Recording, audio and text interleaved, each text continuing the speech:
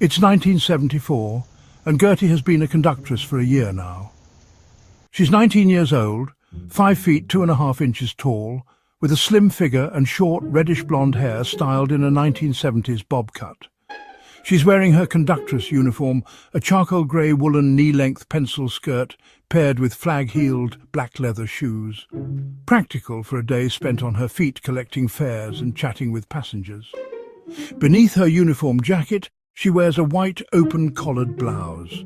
Her jacket, tailored with button-down patch pockets on each hip and lapel, is mostly empty, except for her top left pocket, where she keeps paper money separate from her cash bag for safekeeping. The sleeves of her jacket are rolled up past her elbows. Completing her uniform is a leather cash bag slung over her left shoulder, hanging on her right hip, complemented by the set-right ticket machine strapped across her body to rest against her left hip. This is the final run of her early shift, set to finish at the Gavinburn depot. It's been a long day. She was up at 4 a.m. to catch the 5 a.m. staff bus, ready to start her shift at 6 a.m. The early mornings were always busy, starting with manual and factory workers. The top deck of the bus was a fog of cigarette smoke, filled with hacking coughs and the smell of tobacco that clung to her for hours. Next came the shop assistants and office workers.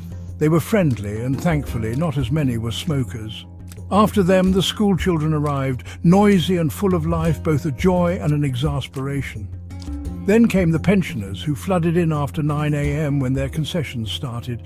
They were no trouble, mostly interested in chatting with Gertie or catching up on the local gossip. By now, her first break was a distant memory. She'd spent it in the canteen, catching up with other crews before heading back out to pick up the Glasgow to Balloch route. Now, on the last leg of her shift heading towards Dumbarton, the High Street would be her last busy point. From there, it would quiet down through Milton, Bowling, Old Kilpatrick, and finally back to the depot.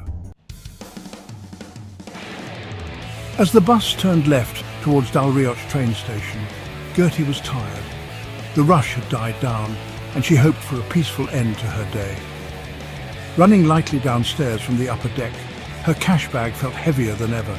She was distracted, thinking ahead to cashing up, dropping her takings into the depot safe, and finally sitting down for a cup of tea.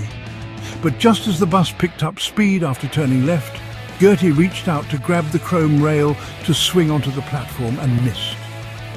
Off balance, she stumbled forward, arms flailing as she tried to regain her footing. Instead, she found herself careening across the pavement. Reaching the edge of a downward-sloping grassy verge, she tumbled forward, rolling head over heels down the hill.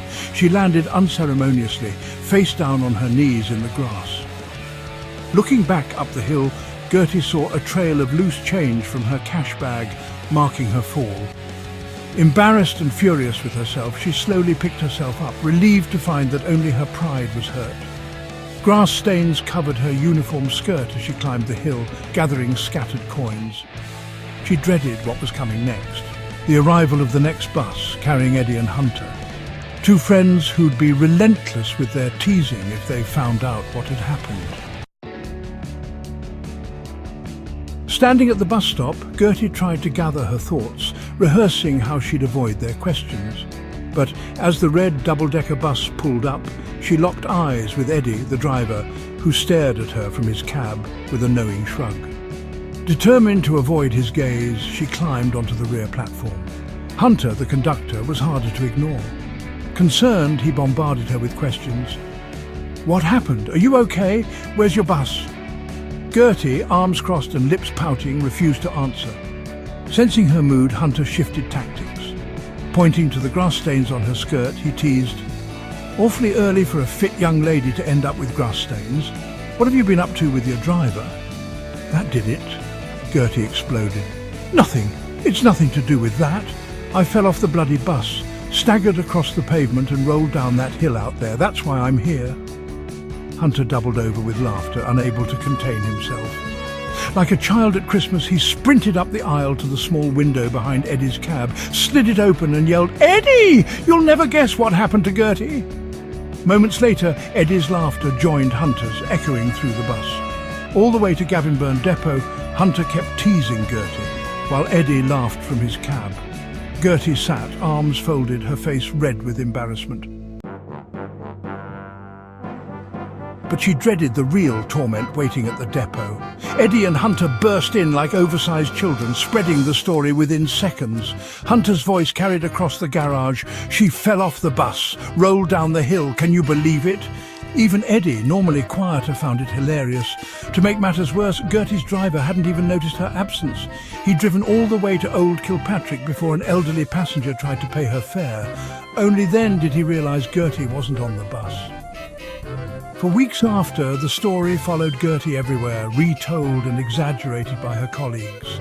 Even now, decades later, people who remember those days still bring it up, laughing at the memory of young, daft Gertie and her tumble off the bus.